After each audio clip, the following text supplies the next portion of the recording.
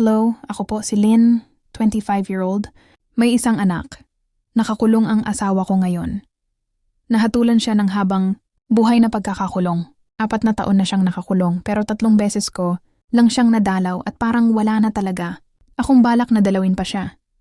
Hindi siya mabuting asawa. Sakit lang siya ng ulo para sa akin. Kaya nabunutan ako ng tinik nung nakulong siya. Kaya ko naman buhayin ang nag-iisa naming anak. Dito pa ako nakatira sa bahay namin. Dito sa magulong squatter. Nung mag-isa na lang ako. Saka ko napatunayan na iba-iba ang klase ng mga demo oo na nagbabalat kayo. 3 buwan pa lang siyang nasa kulungan ng mga time na yon. Niligawan na agad ako ng kumpare namin na may asawa din. Akala siguro papatulang ko siya.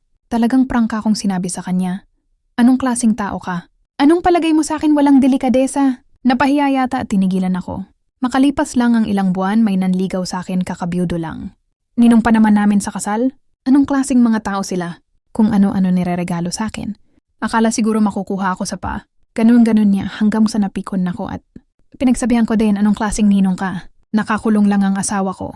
Napahiya din yata at bigla na lang hindi nagpakita. Ito. Ang isa pang matindi pagkalipas ng 1 taon, muntik na ako mapagsamantalahan. Pinasok ako sa bahay ng asawa. Nang hipag ko timing pa na bagong ligo ako. Akala siguro niya tigang na ako na kahit sino na lang papatulan ko. Pinagsisigawan ko siya at nagmamadaling lumabas. Binantaan ko din na kapag pinagtangkaan, niya pa ako magsusumbong ako sa hipag ko. Takot na takot ang loko.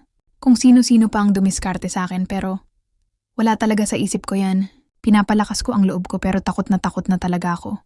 Fast forward. Bumalik na lang ako dito sa probinsya namin sa Bicol.